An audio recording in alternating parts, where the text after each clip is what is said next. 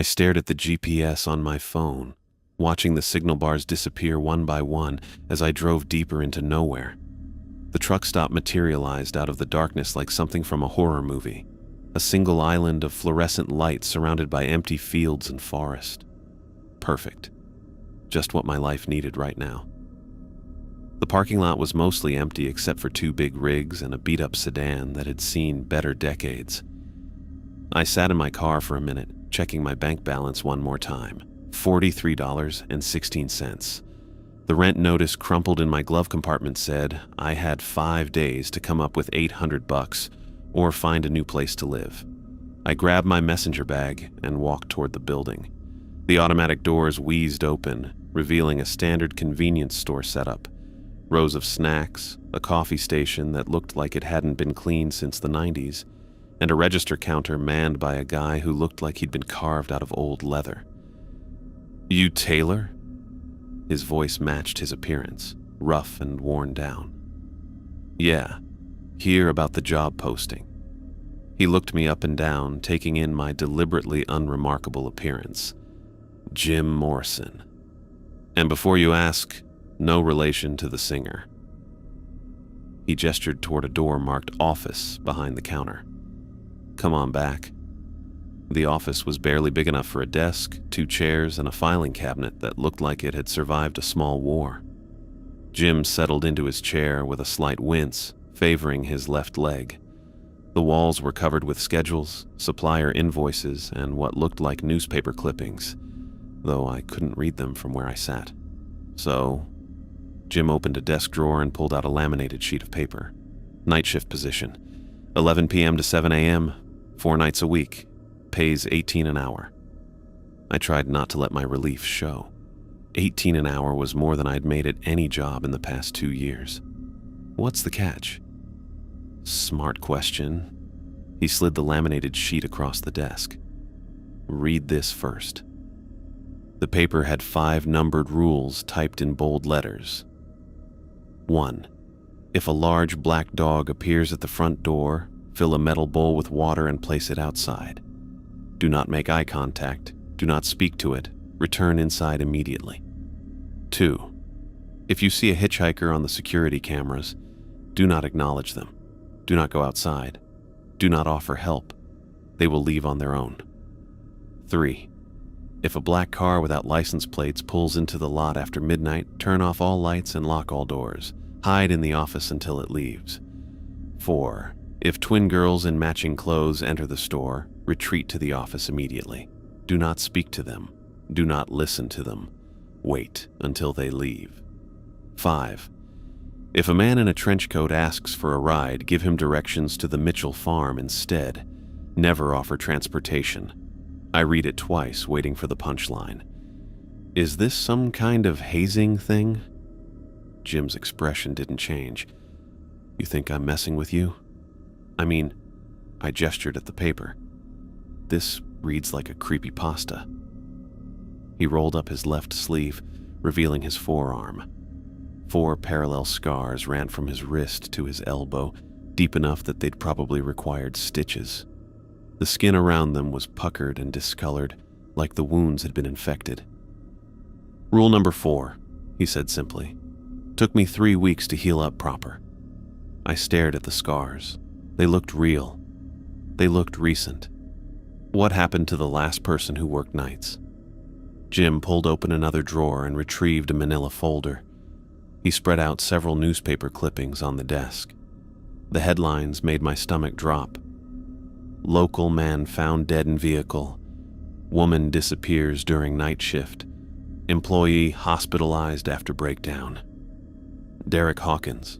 Jim tapped the first article. Found him in his car about 10 kilometers from here. Coroner said heart attack, but Derek was 28 and healthy as a horse. He moved to the second clipping.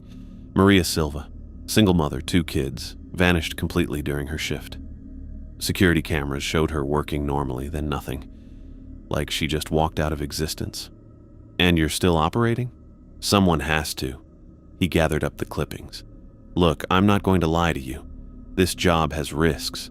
But if you follow the rules exactly as written, you'll be fine. The pay reflects the... Unusual circumstances. I looked at the laminated sheet again. $18 an hour was more than I'd ever made. With 4 shifts a week, I could cover rent, groceries, and maybe even start paying down some debt. What about the security cameras? Backup? Other employees? You'll be alone from 11 to 7. There's a security system with monitors in the office.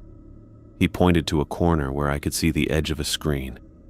Cameras cover the parking lot, pumps, and store interior. There's a panic button that calls the county sheriff, but they're 40 minutes away on a good day. And if I break one of the rules, Jim's scarred hands folded on the desk. Best case scenario, you end up like me. Worst case, you end up like Derek or Maria. I thought about my bank balance, about the eviction notice, about the stack of rejection letters from every decent job I'd applied for in the past 6 months. When do I start? Tomorrow night, 11 p.m. sharp. He opened the filing cabinet and pulled out a W-4 form. I'll train you on the register and show you the security setup. After that, you're on your own. I filled out the paperwork, my hand shaking slightly as I signed my name. Jim watched me with those steel blue eyes, like he was measuring something. One more thing, he said as I stood to leave. Out here, confidence kills faster than fear. The things that show up, they can sense when someone thinks they're smarter than the rules. Don't be that person. I folded the rule sheet and slipped it into my pocket. Anything else I should know? Yeah. Jim's expression was grim. Whatever you see, whatever you hear, whatever tries to convince you to break those rules, remember that 4 people didn't make it home because they thought they knew better. I walked back to my car, the fluorescent lights casting harsh shadows across the empty parking lot. As I drove away, I caught a glimpse of Jim in my rearview mirror, standing in the doorway and watching me leave. The rule sheet crinkled in my pocket every time I shifted gears. $18 an hour. I kept repeating that number as I drove back toward town, trying to convince myself I hadn't just signed up for something that would get me killed. But $43.16 doesn't leave much room for better judgment. The fluorescent lights hummed overhead like angry wasps as I unlocked the front door at exactly 11 p.m. Jim had left 20 minutes earlier, giving me a final rundown of the register system and pointing out where he kept the cleaning supplies. The whole place felt different at night, bigger somehow, with shadows pooling in corners that seemed perfectly normal during the day. I pulled the laminated rule sheet from my pocket and read through it one more time, then taped it to the wall behind the register where I could see it clearly. The paper felt ridiculous in my hands, but Jim's scars had looked real enough. The first few hours passed without incident. 3 truckers came through, one buying coffee and energy drinks, another grabbing a sandwich and chips, the third just using the restroom and buying nothing. Normal people doing normal things. I started to think Jim had been messing with me after all, some elaborate joke to see if the new hire would actually follow his weird rules. By 2 a.m., I'd restocked the candy aisle twice just to have something to do. The silence was getting to me. Not peaceful quiet, but the kind of dead air that makes you aware of every small sound. The coffee maker gurgling. The freezer units cycling on and off. My own breathing. I was arranging bags of chips when I heard it. A soft, scratching sound like fingernails on wood. The sound came from the front door. I froze, a bag of barbecue chips still in my hand. The scratching continued, slow and deliberate. Not random, too rhythmic for wind or debris. I crept toward the front of the store, staying low behind the shelves. Through the window, I could see the parking lot bathed in harsh white light from the overhead lamps. The 2 trucks were still there, drivers probably asleep in their cabs. And sitting perfectly still in front of the door was the biggest dog I'd ever seen. It had to be the size of a small horse, with black fur that seemed to absorb the fluorescent light rather than reflect it. The thing sat like a statue, not panting or moving at all, just watching the door with eyes that caught the light wrong, too bright. too reflective, like mirrors instead of living tissue. My mouth went dry. Rule number 1. I backed away from the window, my hands shaking as I pulled out my phone to reread the rule. Fill a metal bowl with water. Don't make eye contact. Don't speak. Return inside immediately. The scratching stopped. I looked up to find the dog staring directly at me through the glass, even though I was standing well back from the window. Those mirror-bright eyes tracked my movement as I stumbled toward the back of the store. The sink was behind the coffee station. I grabbed the first metal bowl I could find, a dented mixing bowl Jim probably used for something mundane like making chili. My hands shook so badly I could barely turn the faucet handle. Water splashed everywhere as I filled the bowl, some of it hitting the floor, some soaking into my hoodie. The dog was still there when I approached the door, sitting in exactly the same position. I fumbled with the lock, trying to turn it quietly, even though that made no sense. The door opened with a soft whoosh of night air that smelled like pine trees and something else, something organic and wrong. I set the bowl down about 3 feet from the door, careful not to look directly at the animal. Even in my peripheral vision, I could see it was massive. Its shoulders came up to my waist, and its head was the size of a basketball. The dog stood up. I scrambled backward into the store, slamming the door and turning the lock. Through the glass, I watched the thing approach the bowl. It moved wrong, too fluid, like it was floating just above the ground instead of walking. The dog lowered its head to drink. No sound. Its tongue lapped at the water, but I couldn't hear anything through the glass. Not the splash of water or the wet sounds a normal dog would make. Just silence. It drank slowly, deliberately, never taking its eyes off me. Even with its head down, those mirror-bright eyes stayed fixed on mine through the window. I wanted to look away but couldn't, like I was caught in some kind of trance. The bowl was empty in less than a minute, though it had held at least 2 cups of water. The dog straightened up, water dripping from its muzzle. For a moment, we stared at each other through the glass. Then it turned and walked into the darkness beyond the parking lot lights, disappearing between 2 trees like it had never been there at all. I stood there for 10 minutes, waiting for my heart to stop hammering. When I finally worked up the courage to check the door, I found deep gouges in the wood around the handle. 4 parallel scratches that definitely hadn't been there when I'd arrived. The rest of the night crawled by. I kept checking the security monitors, jumping at every shadow that moved across the screens. At 4 a.m., movement on the parking lot camera caught my attention. A young man stood at the very edge of the light, right where the pavement met the grass. He had sandy brown hair and wore a button-down shirt that looked too formal for hitchhiking. A torn backpack hung from one shoulder. He was staring directly into the camera, not looking around or trying to get my attention, just standing perfectly still and staring at the lens like he knew I was watching. His face was pale and serious behind wire-rimmed glasses. My first instinct was to go outside and ask if he needed help. The guy looked harmless enough, maybe a college student whose car had broken down. But Jim's voice echoed in my head. 4 people didn't make it home because they thought they knew better. I checked the other monitors. The hitchhiker didn't show up on any other camera, just the one covering the front parking lot. He stood there for 20 minutes, never moving, never blinking that I could see.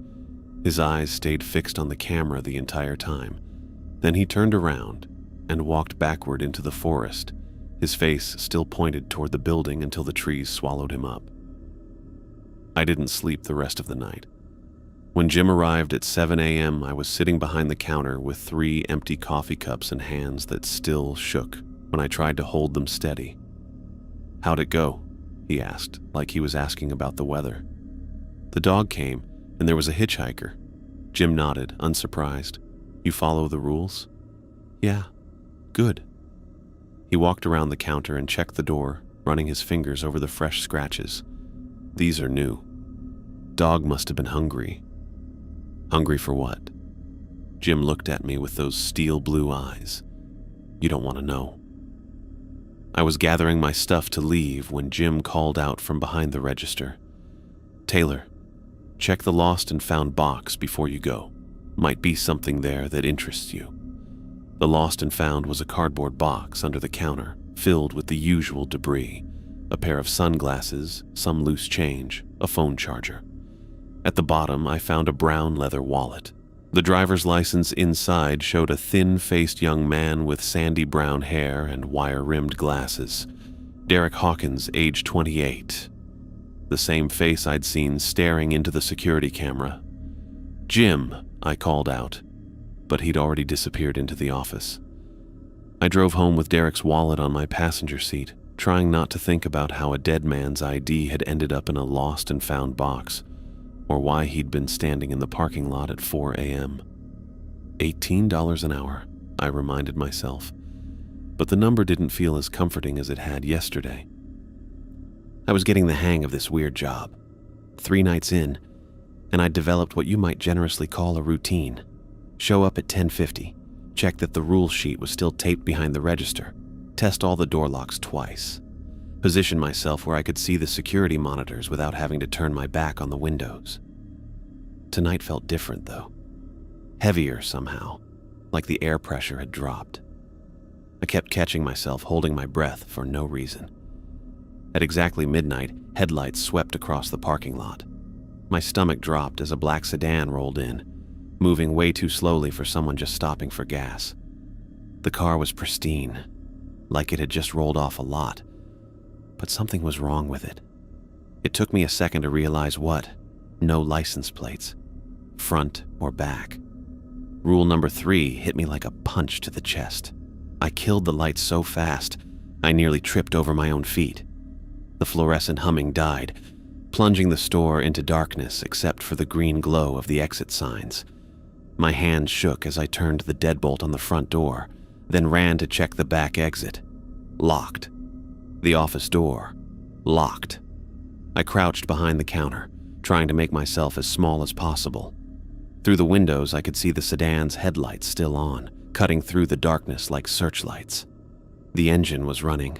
I could hear it idling, a low rumble that seemed to vibrate through the floor. Then it stopped. The silence was worse than the engine noise. I pressed myself against the floor, breathing as quietly as I could manage. The security monitors were still running on backup power, but I didn't dare lift my head to check them. Footsteps. Slow, deliberate steps circling the building. They paused at the front door, and I heard the handle rattle as someone tested it. The footsteps continued around to the side of the building, then the back. Another rattle. The rear exit, then the office door. Each door handle turned slowly, methodically, like whoever was out there had all the time in the world. Taylor? I nearly bit through my tongue. The voice came from right outside the front windows, muffled by the glass, but clear enough. It was my mother. Taylor, honey, please let me in. I'm hurt. My brain went into freefall. Mom lived 800 kilometers away in Toronto. There was no way she could be here, no reason she would be here. But the voice was perfect. The slight rasp from years of smoking, the way she always made my name sound like a question. I don't know where I am, sweetheart.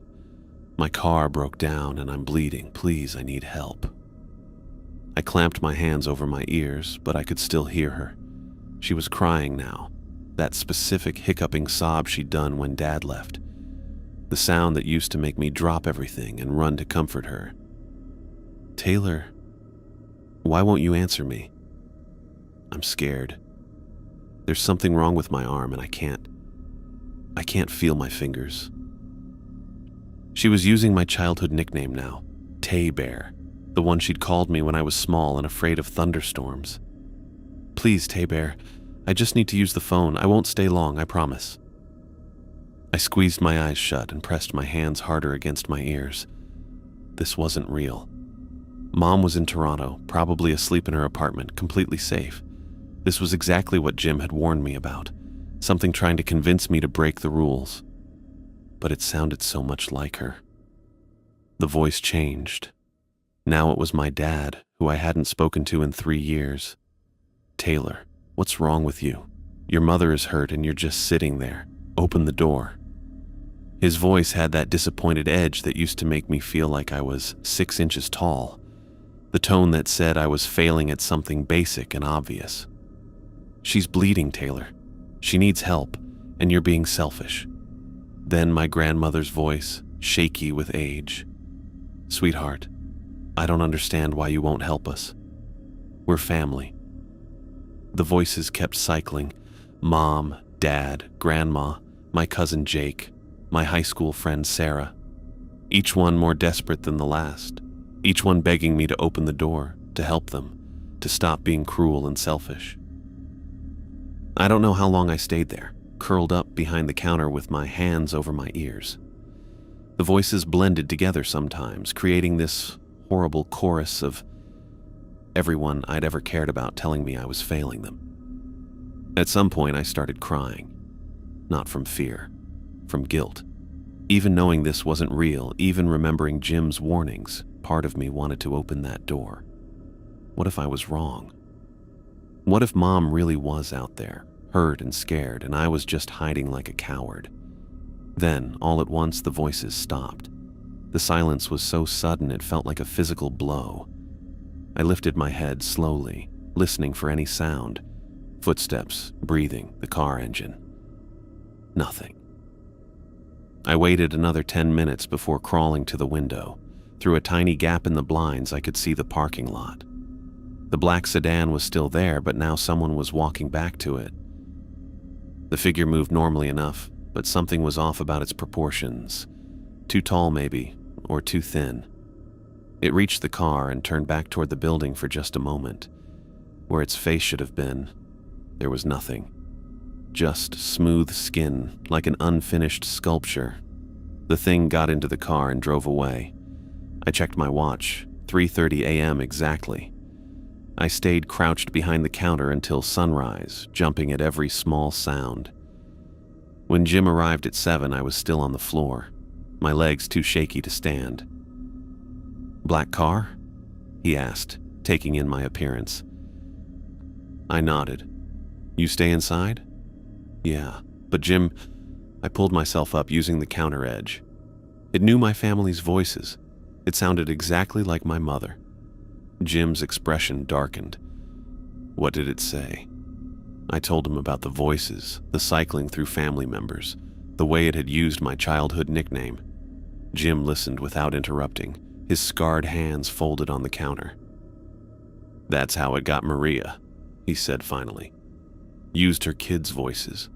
She lasted longer than most, almost 2 hours before she opened the door." "What happened to her?" "Security footage shows her walking out to the car at 3:30 a.m. She got in willingly, even smiled at something the driver said. Car drove off, and that was it. Never found her or the vehicle." I thought about the smooth, featureless face I'd seen. The thing driving. It didn't have a face. They never do. That's how you know it's not real, no matter how perfect the voices sound. Jim walked around the counter and checked the windows. "Come here." He led me to the front window and pointed at the glass. Handprints covered the surface, dozens of them, overlapping and smeared. Some were small, like a child's. Others were huge, with fingers too long to be human. "These weren't here yesterday," Jim said. I stared at the prints. The security footage. Won't show anything. Never does with the black car. Far as the cameras are concerned, nothing happened here last night. We stood there looking at the handprints, evidence of something that officially didn't exist. I thought about Maria Silva, a single mother who'd probably heard her children's voices calling for help. How long could anyone resist that? "Jim," I said quietly, "how many people have you lost to that thing?" He was quiet for a long moment. Maria was the third, but she lasted the longest. I drove home with the windows down, trying to get the sound of my mother's voice out of my head. The handprints on the truck stop windows had looked desperate, like whatever made them had been trying to claw its way inside, or maybe trying to claw its way out. 2 weeks of night shifts had turned me into a paranoid wreck. I jumped every time the coffee maker gurgled, spun around whenever a truck's air brakes hissed in the parking lot, and checked the locks obsessively even when no one was around. The worst part was how normal everything seemed most of the time. Just me, the fluorescent lights, and the endless hum of refrigeration units. I'd started bringing headphones to work, but Jim had shut that down fast. "You need to hear them coming," he'd said, like that was a perfectly reasonable thing to tell an employee. Tonight felt different again. That same heavy air pressure I'd noticed before the black car incident. I was mopping near the coffee station trying to focus on the simple task of cleaning when the door chime rang. 2 girls walked in, identical twins, maybe 12 years old, wearing matching yellow dresses that looked like something from a vintage catalog. Bright fabric, puffy sleeves, white collars, completely wrong for the late hour and the October chill outside. They moved together like synchronized swimmers, each step perfectly timed. When one reached for a bag of chips, the other grabbed the exact same brand from a different shelf. Same motion, same timing, like they were connected by invisible strings. My hands started shaking so badly, I nearly dropped the mop. Rule number 4. Retreat to the office immediately. Don't speak to them. Wait for them to leave. I backed toward the office, trying to move casually while my heart hammered against my ribs. The twins continued shopping, if you could call it that. They picked up items, examined them with identical head tilts, then set them down in perfect unison. "Excuse me," they said together, their voices blending into one sound. "We need help finding our parents." I kept backing up, not trusting myself to speak. The office door was maybe 10 feet away. I could make it. "They were supposed to pick us up," the twins continued, still speaking in perfect synchronization. "But they never came." The echo effect of their combined voices made my head throb. It was like hearing someone talk in a tunnel, but the tunnel was inside my skull, 5 feet from the office door. "We've been waiting so long," they said, and now there was a whining quality to their voices that made my teeth ache. "We just want to go home." 3 feet. I reached behind me for the door handle and one of the twins was just there, standing right next to the office door, even though I'd been watching them both by the chip aisle 2 seconds ago. I never saw her move. "Don't go," she whispered, and her voice alone was different now. Higher, more childlike. "We're lonely." She reached out toward me and I saw her fingernails. They weren't normal fingernails anymore. They were pointed, sharp as needles, and they kept growing as I watched. I shoved past her and slammed the office door, fumbling with the lock as both twins started screaming. The sound was like metal scraping against metal, like nails on a chalkboard amplified through a megaphone. It went right through the door, right through my skull, making my vision blur and my stomach lurch. They started banging on the door, not knocking. Banging, like they were trying to break it down with their fists. The whole frame shook with each impact. I crawled under Jim's desk, pressing my hands over my ears. The screaming continued, rising and falling in waves that made the office windows rattle. Between the impacts on the door, I could hear them talking to each other in that synchronized voice. "She won't play with us. She's being mean. We just want a friend. Make her come out. Make her play." I squeezed my eyes shut and tried to think about anything else. My bank account, which was finally looking healthier. The rent I'd been able to pay on time. The groceries I could afford now. $18 an hour, $18 an hour, $18 an hour. Something sharp scraped against the door. Long, deliberate scratches like someone drawing with a knife.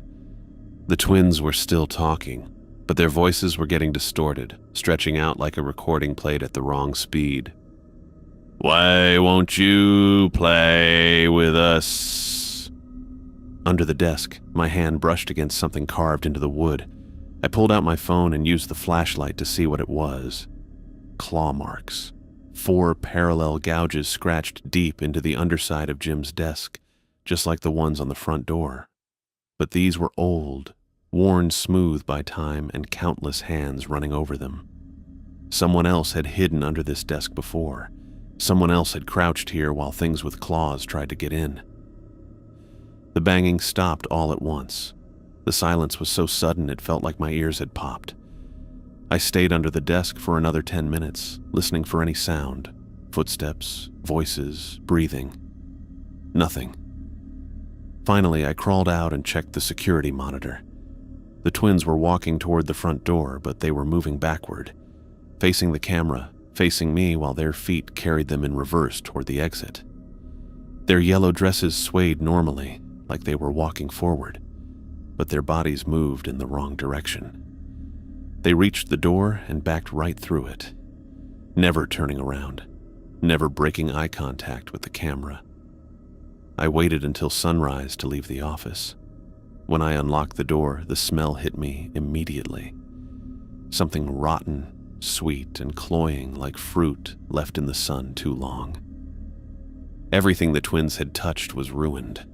The bag of chips one had picked up had crumbled into gray dust that spilled across the shelf.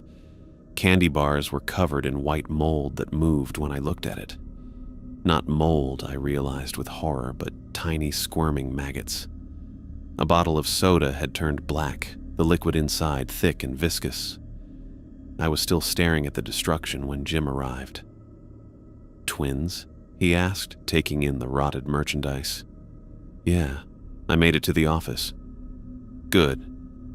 He walked over to examine the ruined candy, poking at it with a pen. Last guy who talked to them wasn't so lucky. "What happened to him?" Jim looked at me with those steel blue eyes. "He's alive, if that's what you're asking. Lives in a care facility about an hour north of here, but he only speaks in rhymes now and he won't stop grinning. Been that way for 6 years.